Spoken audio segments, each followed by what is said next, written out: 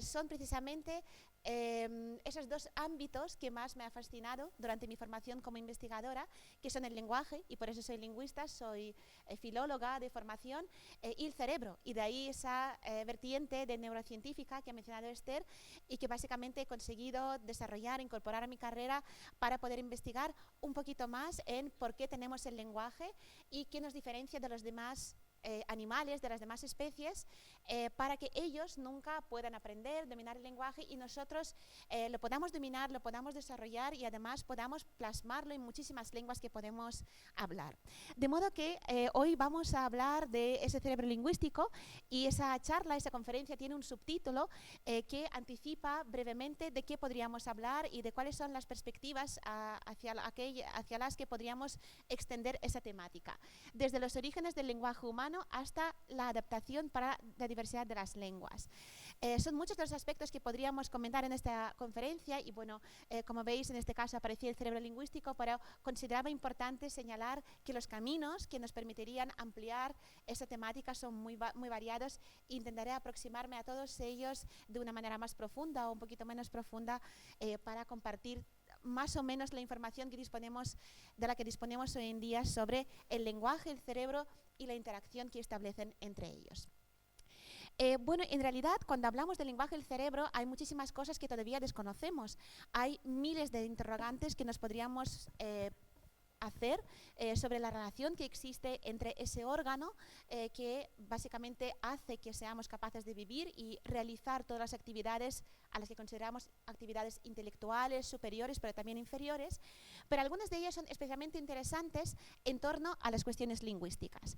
Por ejemplo, en primer lugar, nos podríamos preguntar por qué la capacidad de adquirir y utilizar el lenguaje es una característica exclusiva de la especie humana. Existen muchos animales, como aquí este periquito, este loro que aparece en pantalla, que habitualmente diríamos que habla, pero en realidad no habla, reproduce todo aquello que oye a sus dueños, que oye en su entorno, y en el fondo no es capaz de crear sus propias frases, solo repite las frases que puede escuchar en el ambiente en el que vive. Una pregunta muy relacionada con esta primera pregunta es esta otra. ¿Y por qué? De acuerdo, los animales como los loros, los periquitos, no son muy lejanos. Pero hay otros animales como los bonobos y los chimpancés, con los que compartimos el 99% de nuestro genoma, que deberían poder estar muy cerca también de nosotros en el plano lingüístico, pero por mucho que les enseñemos a hablar o intentemos que hablen, que desarrollen el lenguaje, todos los intentos que lo han hecho fracasaron. Aquí esa imagen que tenemos en pantalla representa al bonobo más avanzado que haya conseguido desarrollar algún tipo de habilidad lingüística. Se le conoce como bonobo kanzi, nació y creció en cautividad con humanos, aunque también compartía su crecimiento y su desarrollo con una pequeña tribu, un pequeño grupo de bonobos. Los bonobos son un poquito más cercanos que los chimpancés, digámoslo así, a nivel genético. Y aún siendo el bonobo más avanzado, solo consiguió recordar y reproducir 300 palabras diferentes, lo que dista significativamente de todo aquello que nosotros podamos hacer. Y otras preguntas vinculadas a estas podrían ser, por ejemplo, como esta. ¿Y por qué somos capaces? De acuerdo, los bonobos no lo pueden hacer, pero nosotros, incluso en condiciones mínimas o condiciones favorablemente mínimas, aún así conseguimos desarrollar el lenguaje. La foto que tenemos en pantalla es la fotografía de la última persona descubierta como niño feral o niño salvaje. Los niños salvajes como Mowgli, afortunadamente no han sido muchos en la historia, fueron aquellos niños que han sido criados fuera de la sociedad, fuera de los humanos. Por lo tanto, crecieron con animales o simplemente separados. Y en este caso, esta chica fue descubierta, fue hallada, digámoslo así, por los servicios sociales en el año 2010. En ese momento tenía en torno a los 12 años de edad, creció con perros salvajes, fue abandonada por sus padres y aún así, a pesar de que había crecido lejos de los humanos, consiguió recuperar el lenguaje. No de forma absolutamente completa, pero sí consiguió desarrollar una habilidad lingüística. Por lo tanto, resulta sorprendente que un animal como un bonobo, que vive toda su vida con los humanos, nunca llega a aprender más de 300 palabras, y una niña que fue abandonada y luego rescatada muchos años después, consigue desarrollar la habilidad gramatical y la habilidad lingüística. Y ya, bueno, de alguna manera podríamos completarlo también, porque aún así, a pesar de todos esos esfuerzos, cuando todos los esfuerzos se dan, ningún animal del tipo que sea es capaz de aprender el lenguaje humano. Está extremadamente limitada su capacidad comunicativa y lingüística a todo aquello que le viene innato, como por ejemplo en este caso vemos una infografía que muestra las diferentes formas de los perros de ladrar en lenguas distintas, pero no hace mucho más allá que simplemente ladrar o aullar. Bueno, pues con todos esos antecedentes vamos a estructurar brevemente todo aquello que vamos a poder establecer sobre el origen de ese lenguaje humano y qué tiene que ver esa exclusividad del lenguaje humano que se desarrolla en aspectos favorables, que solo existe en nuestra especie y es absolutamente cerrado a los animales. Vamos a intentar ver hasta qué punto el cerebro nos podría explicar esa unicidad, ese carácter exclusivo de nuestra competencia lingüística para que nos diferenciamos de forma absolutamente marcada de las demás especies que pueblan nuestro planeta. Y en realidad la pregunta que nos vamos a hacer es qué factor rige esas condiciones. Y obviamente, como se puede suponer, como se puede entender del título de esa conferencia, la respuesta va a estar en ese cerebro. Vamos a ver muchos cerebros a lo largo de la conferencia de hoy, van a ser muchas imágenes diseñadas. Nos resulta suficiente basarnos en muestras o en las imágenes adaptadas de los cerebros, y aquí es una de ellas, la que estamos viendo en primer lugar a la derecha, que ya de forma ligeramente simbólica nos permite ver que hay diferencias significativas entre los cerebros de los humanos y los cerebros, en este caso es un chimpancé, pero también vamos a adentrarnos un poco al fondo de ese cerebro, vamos a ver qué es lo que existe en ese cerebro para que ese lenguaje tan único a nosotros solo existe en nuestra especie. Por lo tanto, vamos a preguntarnos en primer lugar hasta qué punto realmente es el cerebro mismo el que es responsable de esa capacidad lingüística o existe algún otro elemento que lo podría explicar. Y de forma muy plausible, cuando hablamos del lenguaje, cuando hablamos de nuestra capacidad de comunicarnos a través de los símbolos lingüísticos, solemos pensar en lo que estoy haciendo yo ahora, en hablar. Y de forma natural, muchas veces cuando yo pregunto a mis alumnos en la facultad o cuando charlo con muchas personas y les pregunto ¿cuál es el órgano del lenguaje?, la respuesta típica que se da es el aparato fonador, la boca, ¿no? Porque la boca es de donde sale el habla y por lo tanto es lo que sería evolutivamente el aspecto más diferenciador que nosotros podríamos encontrar como la base del lenguaje humano. Bueno, en realidad el aparato fonador o la boca, digámoslo así, nuestro aparato articulatorio es francamente muy distinto al que podríamos encontrar en el mundo animal. De hecho, sabemos que los humanos evolucionamos de una forma particularmente específica para disponer de un aparato articulatorio que nos permite hablar, por ejemplo, y no atragantarnos y además hablar y respirar a la vez. Ese hito fundamental que ocurrió hace muchísimos años, probablemente hace unos cuantos millones de años, cuando surgen los primeros homínidos que se desarrollan a partir de los primates, cuando se separan las especies dentro de nuestro linaje, se conoce como el descenso de la laringe. La laringe es un cartílago que todo el mundo tenemos en nuestro cuello, digámoslo así, en el que se apoyan nuestras cuerdas vocales, a partir de las cuales nosotros podemos fonar, podemos producir sonidos lingüísticos como sonidos vocálicos, sonidos consonánticos y otros tipos de sonidos. Y hoy en día sabemos que fue un hito fundamental para que pudiéramos realmente hablar y respirar a la vez, porque en los demás animales esa laringe está frecuentemente ascendida, está en una posición muy alta, lo que les impide fonar y respirar a la vez. No pueden producir sonidos sostenidos porque no resultaría viable, no resultaría aceptable para que pudieran sobrevivir. Pero por supuesto no fue el único hito que ocurrió con nuestro aparato fonador, que básicamente lo que asegura es que yo puedo hablar y respirar a la vez sin realmente perjudicar mi vida, sino que ocurrieron otros elementos. Por ejemplo, en este caso, este descenso de la laringe se completó, además, ahí hay un pequeño error en la diapositiva, en que se separaron las cavidades nasal y oral de nuestro aparato fonador. Podemos seguir o reforzar nuestra respiración por la nariz para poder hablar a través de la boca, y además nuestra lengua cambió de forma significativa. Si comparamos nuestra lengua, esta que está marcada en rojo, con las lenguas de los demás animales, veremos que es muy redondeada comparando con el resto de los animales. Este redondeo de la lengua es lo que asegura que nosotros la podamos mover de forma extremadamente flexible para configurar sonidos muy distintos, lo que de forma muy marcada se complementó en la historia de nuestra especie con la disminución de la movilidad de nuestras mandíbulas. A priori podría parecer un cambio poco adaptativo. Si yo puedo mover mucho la mandíbula, qué bien, ¿no? Porque podría abrir mucho más la boca, podría hacer muchas más muecas, pero en el fondo tener una mandíbula mucho menos movible nos asegura controlar mucho mejor los tipos de sonidos que nosotros podemos producir, lo que básicamente asegura que podemos todos nosotros. Eficiente con desarrollo para producir. Cuando miramos en esta, parece ser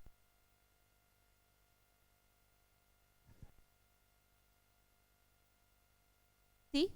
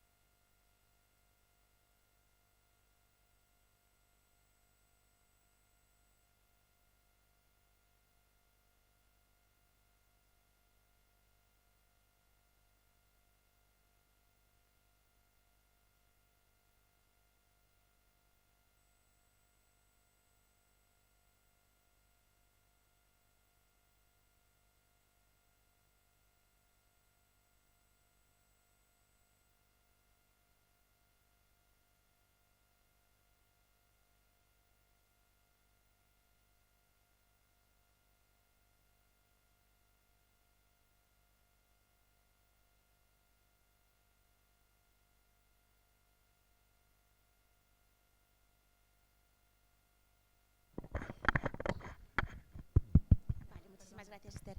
Bueno, disculpad este pequeño parón. Bueno, pues hasta ahora hemos dicho que tenemos ese aparato fonador maravilloso y podríamos pensar que hasta allí ha llegado nuestra evolución y es lo que hace que nuestro lenguaje sea tan único.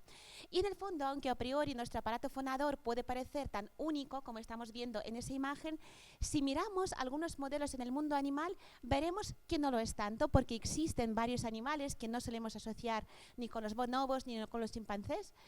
Fijaos, podemos hablar de roedores o de las aves de canto que en realidad tienen un aparato fonador tan bueno o incluso mejor que el nuestro. Por ejemplo, en esta imagen se muestran diferentes tipos de espectrogramas que no son más que registros de las ondas que producimos cuando hablamos o cuando expresamos algún tipo de sonido, cuando somos animales de otro tipo, una ballena, un ave de canto, un roedor o cualquier otro tipo de animal, y vemos que consiguen producir unas secuencias mucho más complejas y mucho más elaboradas, lo que básicamente significa que la cuestión no está en nuestro aparato fonador, aunque es absolutamente imprescindible para que tengamos el lenguaje. Tanto es así que en el mundo científico de los biolingüistas, de aquellos científicos que trabajamos, y yo también me incluyo porque me gusta mucho trabajar con los modelos animales, existe un consenso de que las aves de canto es el mejor modelo animal. Las aves de canto, como un canario, por ejemplo, presentan un aparato fonador mucho más elaborado que les permite generar prácticamente todo aquello que nosotros podríamos generar, es decir, poder generar señales muy distintas, expresar sus emociones, comunicar diferentes tipos de mensajes, aunque no de forma recursiva, que cuando lo miramos en los espectrogramas, que son resultan profundamente como los nuestros.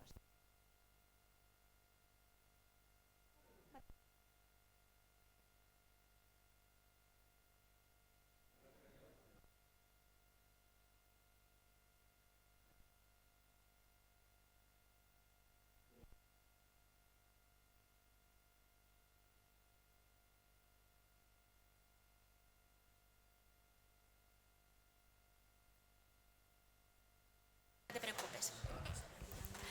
Vale, perfecto, muchas gracias. Pero yo creo que va a ser un poquito más cómodo que lo cuente desde aquí, ¿verdad? Bueno, bueno, pues básicamente resulta, por lo tanto, que no parece absolutamente viable que las cuestiones lingüísticas, que no son únicas, están única y exclusivamente en nuestro aparato fonador.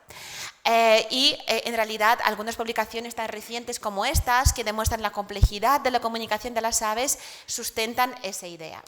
Bueno, por lo tanto, los lingüistas desde hace algún tiempo hemos empezado a asumir que las características tan únicas del lenguaje humano, que es nuestra característica fundamental como especie, no debe estar radicando única y exclusivamente aparato fonador, sino que tenemos que buscarlo en los aspectos mucho más neuroanatómicos, es decir, movernos al plano del cerebro como el posible canalizador de esa habilidad lingüística que luego nosotros somos capaces de canalizar a través de nuestro aparato fonador. Y en realidad esa idea, que nace hace relativamente bastante tiempo, aunque no tanto, aunque pensamos en la historia de la ciencia, estamos hablando de mediados del siglo XX, es francamente complejo porque si quisiéramos hilar un poquito más fino yendo a la historia, durante mucho tiempo muchos científicos del mundo antiguo, incluso del mundo medieval, pensaban que el lenguaje estaba en el corazón y no en el cerebro. Cuando por fin se genera esa idea, resulta absolutamente plausible, porque lo que sabemos es que cuando planificamos mensajes o cuando queremos entender lo que nos dicen, en el fondo los hacemos en nuestro cerebro, no los hacemos en ninguna otra parte de nuestro cuerpo. Por lo tanto, la idea de que lo que hace el lenguaje es algún tipo de característica específica de nuestro cerebro parece extremadamente plausible. Y de ahí surge la idea de que esa capacidad única que tenemos de fonar, de utilizar el aparato fonador de forma muy compleja, de forma muy elaborada, aunque las aves de canto parece que nos pisan los talones, estaría en que esa capacidad lingüística realmente depende de nuestro cerebro. Y ese cerebro, de alguna manera, debería ser absolutamente único, que es lo que hace que el aparato fonador, por muy complejo que sea, nunca conseguiría generar el lenguaje si el cerebro no está en su sitio. Bueno, en realidad hay muchas evidencias que nos sugieren que esto es así, que hay muchas evidencias del mundo real o nuestra vida diaria. Disculpadme porque quiero mover esto un poco, estoy un poco incómoda con el atril. Bueno, igual, sí, he pesado mucho, sí, no pasa nada. Bueno, me quedo así. En realidad hay muchas evidencias en nuestro día a día. Yo creo que es imposible. No pasa nada, no pasa nada. No se puede, no pasa nada, me quedo aquí. Sí, muchas gracias. Bueno, hay muchas evidencias en nuestro día a día que realmente nos podrían hacer sospechar o nos podrían realmente dejar ver que el lenguaje está en nuestro cerebro. Porque cuando nuestro cerebro está inmaduro, como es lo que por ejemplo podríamos encontrar en los niños pequeños, el lenguaje también está inmaduro. Por poner algunos ejemplos, los niños pequeñitos cuando se desarrollan, cuando tienen un cerebro inmaduro, no saben las palabras pájaro, no saben la palabra ave, sino que, espera que ahora se me siga oyendo bien. ¿Se oye bien? ¿No se oye? Vale, pues me quedo aquí, no pasa nada. Intentamos así y ya está.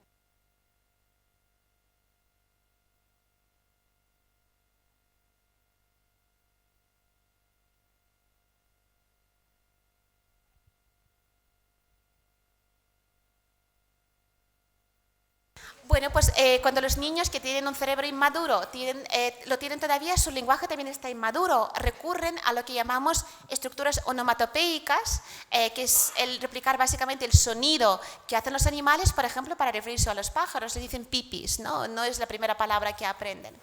Incluso cuando son un poquito más mayores, les cuesta mucho construir sus primeras frases. Un niño típico de 2 años y medio, 3 años, su cerebro todavía está desarrollándose, no es capaz de construir frases papá quiero pan, sino que construye papá pan o pan papá y así sucesivamente. E incluso cuando llegamos a edades más mayores, algunos de vosotros seguramente tenéis nietos que tendrán unos 5, 7, 6, 2 años, 3 años. Los niños pequeños suelen producir estructuras como estas de forma muy frecuente. Se me ha rompido en vez de se me ha roto. Bueno, pues esas evidencias básicamente sugieren que cuando nuestro cerebro todavía no está preparado, nuestro lenguaje tampoco está preparado. Y de hecho, cuando nosotros miramos el cerebro lingüístico dentro, hace unos años realizamos un estudio para ver cómo funcionaba el cerebro de un niño frente a un cerebro de una persona adulta o cerebro de una persona mayor, y observamos qué es lo que ocurría en las partes cerebrales implicadas en el lenguaje. Observábamos que efectivamente cuando yo miro en el cerebro de un niño, las conexiones que están supuestamente vinculadas a la producción del lenguaje no son tan fuertes como las que podríamos encontrar en las personas adultas y en las personas mayores, porque el cerebro con frecuencia, en gran cantidad de las funciones que realiza, conforme vayamos viviendo años, mejora su capacidad de desempeño. Por lo tanto, habitualmente cuando miramos los cerebros de personas mayores, vemos que tiene muchísima actividad precisamente por esa gran experticia y gran capacidad que adquiere a lo largo de su vida. Por lo tanto, parece claro, si no tengo un cerebro suficientemente maduro, mi lenguaje tampoco lo está. Y esto lo podemos completar con otras evidencias muy interesantes que nos vienen, por ejemplo, del ámbito de los trastornos de la comunicación, porque habitualmente cuando el cerebro se daña, el lenguaje también se daña. Un ejemplo paradigmático lo solemos observar en personas que tienen afasias. Las afasias son trastornos típicos del lenguaje que derivan de una lesión focal en el cerebro, por ejemplo, por un accidente cerebrovascular o por un traumatismo cráneoencefálico, por un tumor o por cualquier otro tipo de accidentalización que puede ocurrir en el cerebro. En este caso, algunas de las zonas del cerebro están muy implicadas en el lenguaje, y cuando una persona tiene una lesión que está representada en la imagen, que es el área frontal de nuestro cerebro, el hemisferio izquierdo, es conocida como el área de Broca, habitualmente pierde su capacidad lingüística, y muchas veces cuando quiere decir hay dos libros en la mesa, produce una secuencia del tipo hay libro sobre dos mesas. Es decir, construye frases que son agramaticales, no son hiladas ni resultan coherentes. Y no solo ocurre cuando se tiene una lesión focal, sino que también ocurre, por ejemplo, en enfermedades neurodegenerativas que causan disrupción de la conectividad neuronal, como ocurre, por ejemplo, en una enfermedad conocida como la demencia semántica, que básicamente consiste en que las redes neuronales implicadas en nuestro conocimiento semántico, conocimiento del mundo, se dañan. Las personas que tienen ese tipo de demencia, cuando les pedimos ¿qué quieres de postre?, en vez de decir quiero de postre o de postre quiero fresas, dicen de postre quiero fruta roja, ¿no? Básicamente lo que hacen es perder palabras, perder la capacidad de recuperar palabras de forma sistemática. Y no solo tiene por qué ocurrir en edades adultas o edad mayor. Cuando miramos, por ejemplo, los cerebros de los niños que tienen un trastorno por espectro autista, que es un espectro muy importante de trastornos que pueden afectar a la socialización, por ejemplo, y a veces, dependiendo de si tienen un modo más hipoconectivista y a veces más hiperconectivista, observamos que pueden producir también daños en el lenguaje que a priori no parecen daños en el lenguaje, pero resultan absolutamente dañinos a efectos de la comunicación. Por ejemplo, cuando un niño viene al cumpleaños de una amiguita y la amiguita le dice yo no te he invitado, ¿no? Esa frase que a priori solo nos puede parecer descortés, en realidad en personas con trastorno de espectro autista no indica que son descorteses, sino que simplemente no saben ajustarse a las normas de la comunicación. Bueno, por lo tanto, tenemos suficientes evidencias que observamos en nuestro día a día que nos hacen sospechar y hicieron sospechar a los científicos de hace unos 60 años de que hay algo único en nuestro cerebro que lo hace cerebro lingüístico. No es un cerebro sin más en el que incrustamos o volcamos una función lingüística, sino que es un cerebro que viene prediseñado o precondicionado para que tengamos la competencia lingüística y podamos desarrollar el lenguaje, lo que básicamente explicaría también de forma lógica por qué los demás animales no lo pueden adquirir, porque no tendrían ese dispositivo que tenemos nosotros para poder desarrollar el lenguaje. Y a partir de ahí surgen muchísimas más preguntas. ¿Cuál es ese dispositivo que hace que nuestro lenguaje sea absolutamente natural y venga de ese cerebro que tiene prerequisitos lingüísticos? En realidad, realidad, cuando miramos a años atrás, millones de años atrás, cientos de miles de años atrás, y nos comparamos con nuestros ancestros, que son todos estos, más o menos los que estamos viendo en pantalla, que sería Homo heidelbergensis, todo lo que ha evolucionado desde Australopithecus hasta nuestros días, en realidad no nos parecen muy distintos en fisionomía. Pero si miramos sus cerebros, si miramos cómo ha ido evolucionando el tamaño de su cerebro, la forma de su cerebro, y luego intentamos reconstruir qué es lo que pasaba dentro, podemos encontrar esas pequeñas adaptaciones evolutivas que se iban dando solo en nuestra especie para que cualquier niño, nazca donde nazca, tenga un cerebro lingüístico, y cualquier bonobo, por mucho que nazca en una familia humana, nunca desarrolle el lenguaje.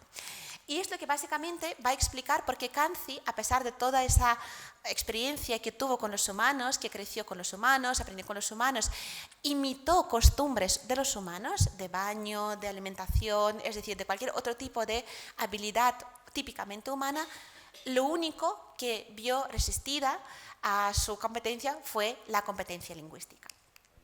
Bueno, por lo tanto, la pregunta es, ¿cuál es ese dispositivo? ¿Qué es lo que le falta a Kanzi? ¿Lo conseguiríamos hacer de alguna manera algún día? Porque una de las preguntas fascinantes sería saber si algún día, si pasan cientos de miles de años de evolución, los bonobos y los chimpancés podrían estar donde estamos nosotros hoy en día. Bueno, pues en búsqueda de explicar hasta qué punto es absolutamente abrupto y único ese factor que tenemos en nuestro cerebro, podemos recuperar los 5 hitos fundamentales, y se han recuperado los 5 hitos fundamentales que han pasado o han acompañado a nuestros ancestros en la evolución para convertir nuestro cerebro en el cerebro lingüístico. Esos 5 hitos son absolutamente implicativos, lo que significa que el segundo se dio porque se dio el primero, el tercero se dio porque se dio el segundo, y así sucesivamente, lo que básicamente convierte ese cerebro lingüístico que tenemos nosotros en algo adaptativo, pero también único en el mundo animal. El primer hito fundamental, a pesar de que parece muy básico, fue el aumento del tamaño del cerebro. No es que los humanos tengamos un cerebro excesivamente grande, porque de hecho si pensamos en una vaca, si pensamos en un delfín o pensamos en un elefante, sus cerebros son significativamente más grandes que nuestros cerebros. Cuando hablamos, por lo tanto, del tamaño del cerebro, no hablamos del tamaño real, sí, del tamaño absoluto de un cerebro que pese 2 kilos, 1 kilo 800 gramos, sino del tamaño relativo del cerebro. Los humanos hemos conseguido desarrollar el cerebro más grande que quepa en nuestro cuerpo, en nuestra fisiología, sin que nos suponga un esfuerzo adicional soportarlo. Cada uno de nosotros, de los que estamos aquí en la sala, tenemos un cerebro que pesa entre, como acabo de decir, 1 kilo 800, 2 kilos más o menos, dependiendo de lo altos que seamos, de lo fuertes que seamos, pero es un cerebro de cuyo peso no nos estamos dando cuenta. No tenemos sensación de peso excesivo, ni es un cerebro que nos requiera una gran cantidad de esfuerzo de sostención de la cabeza. Esto es lo que se llama el tamaño relativo. Tenemos el cerebro máximamente grande para que nos resulte fácil manejarlo.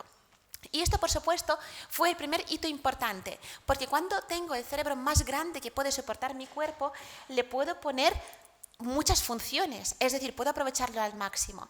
Y es lo que básicamente ha ocurrido evolutivamente con nuestro cerebro para que fuera dando pasos hacia la función lingüística, porque esa capacidad de aumento no fue aleatoria, no es que simplemente creció el cerebro, sino que creció la parte a la que ya solemos llamar en la neurociencia el neocórtex. El neocórtex es la neocorteza o la corteza nueva. Es la parte más exterior de nuestro cerebro y que habitualmente vinculamos a todo aquello que llamamos competencias intelectuales. La neocorteza o el neocórtex soporta nuestro intelecto, nuestras habilidades altas como la atención, la capacidad de pensar, la capacidad de recordar, la capacidad de tomar decisiones. Es lo que Hércules Poirot en el libro de Agatha Christie llamaba el conjunto de células grises. Ahí están en esa neocorteza. Son las neuronas, es una gran capa de neuronas que tiene una grandísima habilidad de funcionar de forma muy ágil y muy eficaz. Y esa neocorteza es precisamente predictiva de que podamos desarrollar muchas habilidades de alto nivel, y entre ellas precisamente está hoy en día el lenguaje. Es posible que cuando el neocórtex empezase a crecer en los humanos todavía el lenguaje no estuviera en marcha, es muy difícil recuperar esa información, pero desde luego está claro que sin la neocorteza no podríamos almacenar todo aquello que sabemos hacer de forma intelectual. Y para ello, precisamente, nuestra evolución nos permitió aprovechar el neocórtex y desarrollar dentro de él lo que llamamos hoy en día las áreas asociativas. ¿Qué son las áreas asociativas? Habitualmente cuando miramos la neocorteza, esa parte exterior del cerebro humano, los neurocientíficos, los neurólogos, todos los que trabajamos con el cerebro, solemos dividirlo en partes. Esas partes pueden ser de tipología distinta, pueden ser más pequeñitas y las solemos llamar áreas de Brodmann, que son áreas funcionales y son muchísimas las que podemos encontrar en la neocorteza. Para los que trabajamos con funciones más amplias, como el lenguaje, nos gusta mucho más trabajar con áreas asociativas. Y las áreas asociativas, por ejemplo, en la imagen ahora vemos colores distintos, por cada color es un área asociativa, lo que básicamente hacen es privilegiar una función. De alguna manera podríamos decir que las áreas que están marcadas en gris, que es la que aparece justo donde estaría más o menos detrás de la oreja del hemisferio izquierdo, es el área asociativa que está significativamente implicada en la semántica. La semántica es nuestra capacidad de recordar conceptos y saber qué es una mesa, qué es una silla, qué significa andar, y está fuertemente vinculada a nuestra competencia lingüística. Bueno, pues desarrollar esas áreas asociativas permitió realmente al cerebro parcelarse de forma muy cómoda, en lo que básicamente implica que cuando un cerebro se parcela en funciones, es decir, se divide en áreas asociativas, facilita que al cerebro no le cueste mucho procesar esa función, porque tiene pequeños cajones dedicados a funciones distintas. Hay muchos símiles en nuestra vida diaria que podríamos comparar con esa división. Podemos tenerlo todo en un cajón enorme y nos cuesta mucho encontrar, ¿no?, las cosas que están en ese cajón, o podemos tener una cómoda con muchos cajones donde todo está muy bien organizado. Y habitualmente, si tenemos una cómoda con muchos cajones que están muy bien organizados, nos cuesta mucho menos encontrar lo que necesitamos. Eso es el símil de las áreas asociativas, y precisamente tenerlas permitió que nuestro cerebro pudiera manejar el lenguaje a la vez que pudiera manejar otras funciones. Por eso, a la vez que hablo, puedo recordar, puedo pensar, puedo reír, puedo beber, y a la vez que escucho, puedo escribir, y así sucesivamente. Esa capacidad evolutiva fue crucial. Los animales tienen áreas asociativas, pero son mucho menos profundas, mucho menos especializadas, y ahí probablemente radica esa grandísima diferencia entre ellos y nosotros. No están especializados sus cerebros para mantener tantas funciones profundamente implicadas entre sí. Pero, por supuesto, ningún cerebro funcionaría solo con áreas asociativas si antes nosotros no le... no estoy viendo mucho... si nosotros no le decimos cómo tiene que aprovechar esa cantidad de información que le estamos dando a sus áreas asociativas. El cerebro de los humanos siguió evolucionando, y para esa evolución, para consolidar el lenguaje, lo que básicamente consiguió fue optimizar su uso de esas áreas neuronales. ¿Cómo lo que siguió haciendo? Cambiando de forma. Si nosotros comparamos ahora mismo el cerebro de los humanos modernos, que somos nosotros, que está apareciendo a la derecha, con el de un neandertal o de la etapa inmediatamente anterior de los Homo sapiens, que serían los Homo heidelbergensis, más o menos, ¿no?, veríamos que sus cráneos y por lo tanto sus cerebros eran mucho más ovalados, no eran globulares, no eran redondos. Esa diferencia significa fundamentalmente que sobre un espacio mucho más globular, como es el nuestro, es mucho más fácil conectar entre sí las diferentes áreas del cerebro. Por lo tanto, esa conectividad globular facilita que podamos recordar e inmediatamente contar lo que queremos contar. O, por ejemplo, nos están hablando e intentamos rápidamente lo que nos cuentan y responder. Esa globularidad fue un hito extremadamente importante para que pudiéramos aprovechar al máximo el lenguaje humano, el lenguaje que nos venía ya de camino, para que no nos costase absolutamente nada utilizarlo, comprenderlo y utilizarlo. Y como siempre pasa, y ahí sí que hay un hito insuperable para los humanos, ningún cambio evolutivo en los humanos puede darse de forma sistemática si no hay genes específicos que lo consolidan. Los humanos, tras esos primeros 4 pasos, consolidan genéticamente la habilidad lingüística. Tenemos genes del lenguaje. No es un único gen. En el año 2001 se descubre el primer gen del lenguaje, que es el gen FOXP2. Hoy en día sabemos que son más de 100 genes distintos. Cada uno de ellos está responsabilizado de diferentes funciones, pero desde luego está claro que los humanos han pasado por muchísimas etapas para consolidar su capacidad lingüística y precisamente los genes que consolidan esa función hacen posible que nuestros hijos, nuestros nietos nazcan con habilidad lingüística y consigan desarrollar el lenguaje a pesar de las condiciones profundamente infavorables, como estábamos viendo ahora mismo con los niños salvajes. Y aquí están la representación de los genes. Esta imagen que tenemos abajo fue el primer gen que se descubrió como gen del lenguaje. El gen FOXP2 viene de inglés fork, hat, que básicamente significa el que replica la cabeza de un tenedor, ¿no? Se parece a un tenedor, por lo tanto a ese gen lo consiguen llamar FOXP2. Bueno, por lo tanto tenemos hoy en día un cerebro lingüístico maravilloso y en ese cerebro lingüístico que pasa por más de 1 millón de años de evolución, es probable que todos esos cambios que estábamos viendo ahora mismo, los 5 cambios evolutivos, hayan durado más de 1 billón de años. Aunque los humanos modernos surgen hace 300.000 años, hay mucha más historia de los humanos detrás del lenguaje. Hoy en día eso es un cerebro prototípico, es el que típicamente mostraríamos en una imagen donde veremos que el lenguaje ocupa una parte muy importante de nuestro cerebro.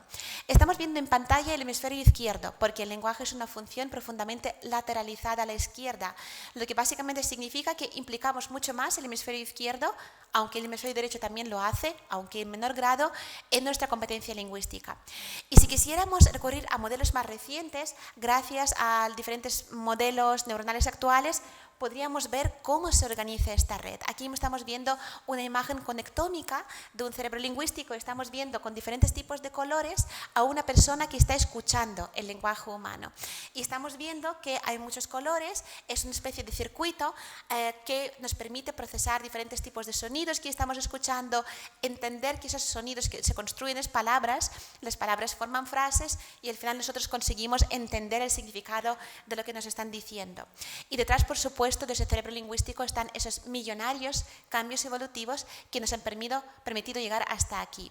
Por lo tanto, en bonobos como Canci o en las aves de canto o en los roedores, ese circuito no existe, no puede existir porque no hay predisposición innata para que ese circuito realmente pudiera existir. Lo que explica básicamente que no nos entienden cuando hablamos con ellos ni son capaces de producir nada porque no tienen capacidad neuronal, neuroanatómica o neurofuncional para procesar los estímulos lingüísticos. De hecho, tanto es así que hoy en día sabemos que el habla realmente, que es lo que yo estoy utilizando ahora, lo que veíamos al principio, lo que yo produzco con mi aparato fonador, no es absolutamente imprescindible para que yo tenga el lenguaje. El lenguaje oral, que es el que yo estoy produciendo ahora, no es el único medio del lenguaje. El lenguaje signado, las lenguas de signos, son tan naturales a los humanos como es el lenguaje oral. Y cuando miramos el cerebro de una persona que habla y luego el cerebro de una persona que signa, es decir, por ejemplo, es sorda y tiene que utilizar el lenguaje de signos, observamos en sus cerebros absolutamente las mismas áreas cerebrales que participan en el lenguaje, lo que básicamente significa que el cerebro siempre es el mismo, independientemente de si yo hablo y oigo o signo y me signan. En este caso, la única diferencia que solemos encontrar entre las personas signantes y las personas que utilizan lenguaje oral es que los que signan utilizan un poquito más la corteza visual, que les permite procesar mucho mejor los signos con los que les signan, y los que oímos solemos utilizar un poquito más la corteza auditiva, porque tenemos que procesar los sonidos lingüísticos. Pero todas las demás redes son absolutamente universales, son absolutamente únicas, lo que demuestra de nuevo que la puerta, al menos de momento, a las demás especies está cerrada. Bueno, la pregunta que también nos hacemos muchas veces los neurocientíficos y los lingüistas, los que trabajamos en cerebro lingüístico, es, bueno, sabemos que hay esos 5 hitos por los que ha pasado la especie para tener lenguaje, pero ¿qué es lo que hace el cerebro realmente, en realidad, para que podamos comprender y para que podamos hablar? En realidad sabemos que nuestro cerebro es profundamente ágil en el procesamiento del lenguaje. De hecho, seguramente os ha pasado muchas veces, incluso cuando estamos en un entorno de mucho ruido, sobre todo hay mucho ruido de transporte, de gritos, y alguien nos habla, de alguna manera conseguimos no escuchar el ruido y oír el lenguaje, por muy lejos que esté. Y también nos pasa muchas veces cuando viajamos al extranjero y escuchamos a muchas personas hablando lenguas extranjeras, parece que casi siempre oímos el español, esté donde esté, ¿no? Pues esa capacidad, en realidad, viene determinada por el hecho de que para el cerebro, ante todo, existe la función lingüística. Prefiere entender el lenguaje y producir el lenguaje antes que hacer cualquier otro tipo de tarea. Y esto lo hace además de una forma profundamente eficaz, porque sabemos que para entender una palabra a nuestro cerebro solo le temo medio segundo. Desde que yo he dicho una palabra hasta que vosotros la habéis entendido, ha pasado medio segundo, que es poquísimo, son 500 milisegundos.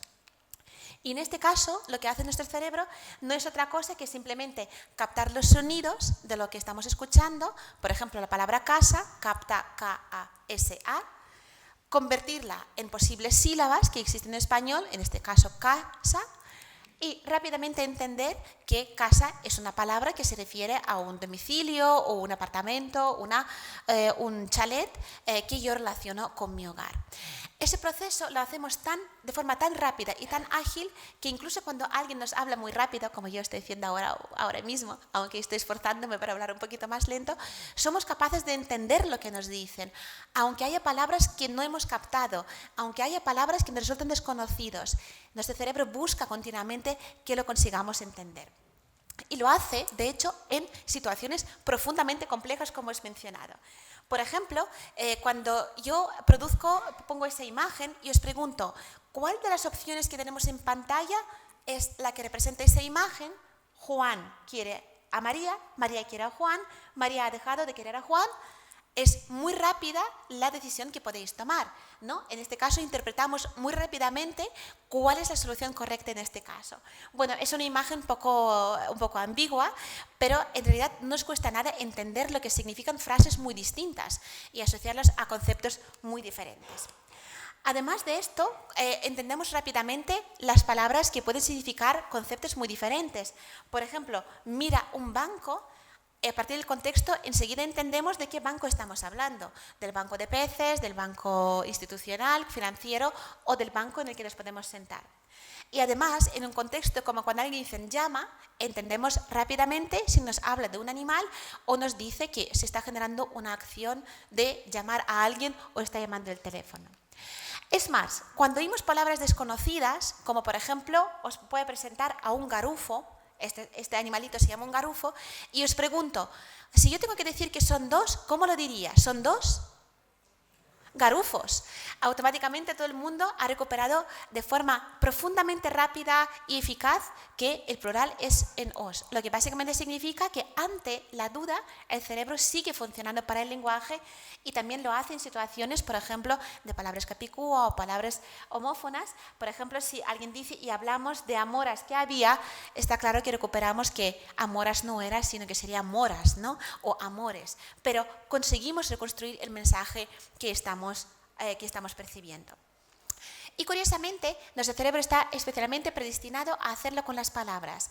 Cuando miramos el cerebro de los humanos y miramos dónde están las palabras en nuestro cerebro, que estamos aquí viendo en una simulación, ¿no? de una neocorteza en los dos hemisferios, sabemos que las palabras están muy bien y muy estructuralmente organizadas en nuestra corteza cerebral.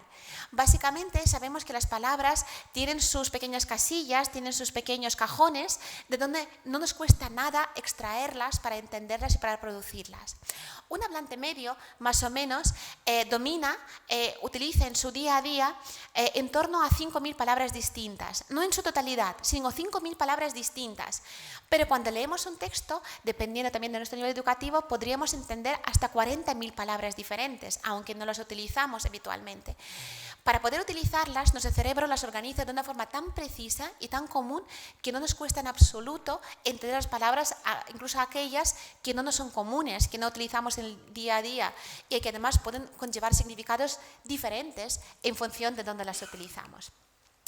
Y esto lo hacemos de forma profundamente marcada. Desde el momento en que yo quiero producir una palabra, por ejemplo, quiero nombrar un animal, un gato, desde que yo accedo a esta idea, en cuestión de menos de medio segundo, automáticamente esa palabra me viene a la mente y soy capaz de producirla. Lo que básicamente significa que, ante todo, para nuestro cerebro va a estar nuestra competencia lingüística.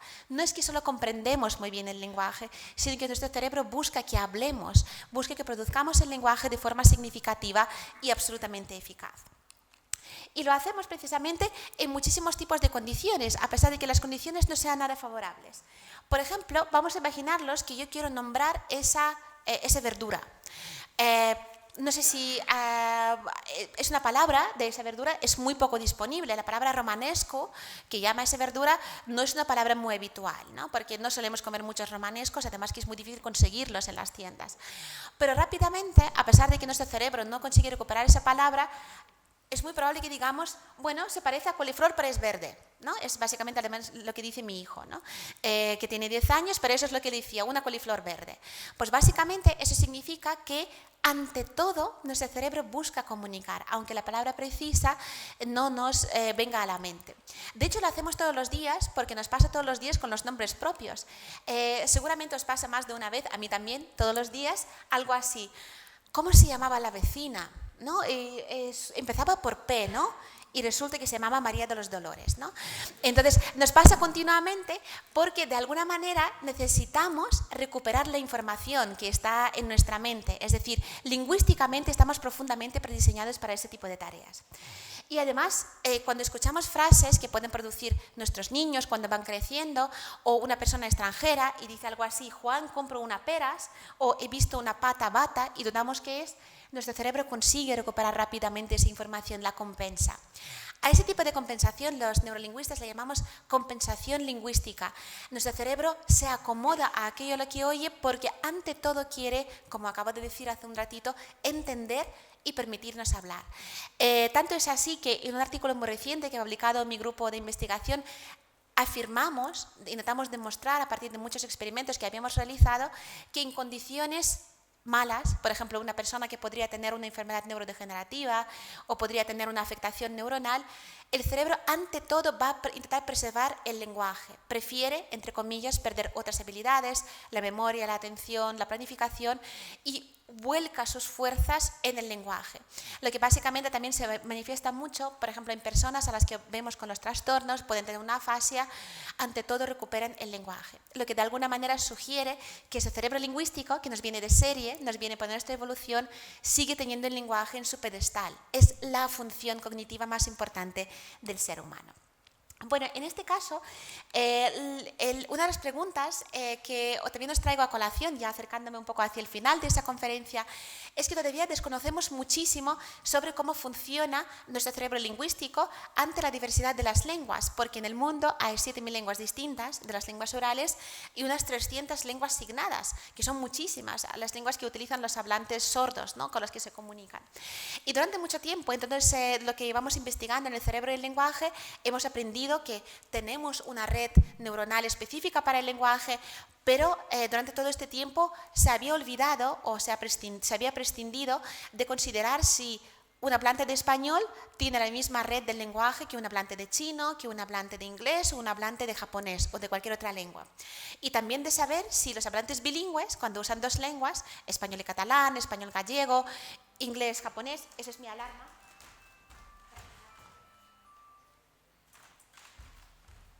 realmente utiliza la misma red del lenguaje.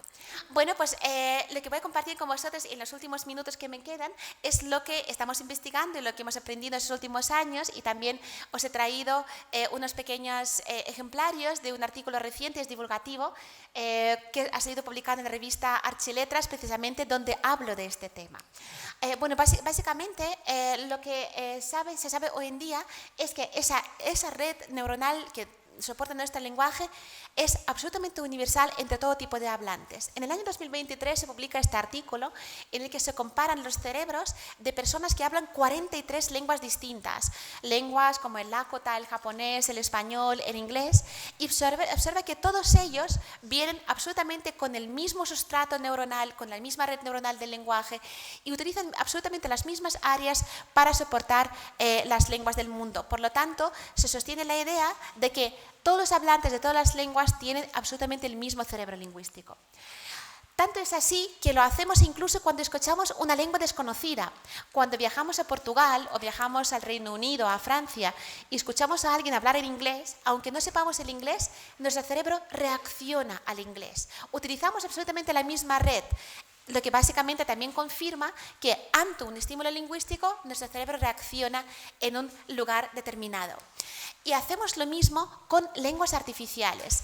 Las lenguas artificiales son lenguas que crean los humanos, que Umberto Eco fue uno de los grandísimos filósofos que escribió sobre las lenguas artificiales y que últimamente están dominando muchas de las películas, como la película Avatar, El Señor de los Anillos, o por ejemplo el gran libro de Tolkien, del Señor de los Anillos y Hobbit. Bueno, pues hoy en día también sabemos que cuando incluso ponemos una lengua artificial a un hablante, como ahora yo podría hacer, también veríamos la misma red de lenguaje, lo que básicamente sustenta la idea de que el lenguaje es profundamente estable en nuestro cerebro y sea la lengua que sea la que estamos escuchando o utilizando como nuestra primera lengua, siempre va a ser procesada como tal por nuestro cerebro. Por lo tanto, respondiendo a esa pregunta que había puesto al principio de esa conferencia, ¿qué factor rige esas condiciones que sea único? Está claro que es nuestro cerebro. El cerebro condiciona que hoy en día el lenguaje solo existe en nuestra especie. Y por tanto, por mucho que miremos a todos esos animalitos, siempre pongo esos ejemplos porque todos ellos se saben comunicar muy bien. A pesar de que nos puede parecer sorprendente, los peces fugu, la que tenemos aquí arriba, se comunican, tienen un sistema comunicativo visual, se hinchan y se deshinchan para amenazar o para aparearse. También lo hacen las mofetas a través del sistema secretorio, cuando realmente expelen ese olor tan desagradable. Es un tipo de comunicación, a través de ese tipo de olor comunican peligro, amenaza, quieren aparearse, quieren defender su territorio. Por muy avanzado que esos sean esos sistemas comunicativos, ninguno desde luego es equiparable a lo que encontramos en el lenguaje humano. Y desde luego, si miramos a la evolución de nuestra especie, parece ser que el lenguaje, esa capacidad que nos hace únicos, es realmente única y es muy poco probable que en alguna otra especie consiga darse, porque los pasos que se han dado evolutivamente han sido tantos y tan consolidados que es prácticamente imposible superarlos. Muchísimas gracias por vuestra atención.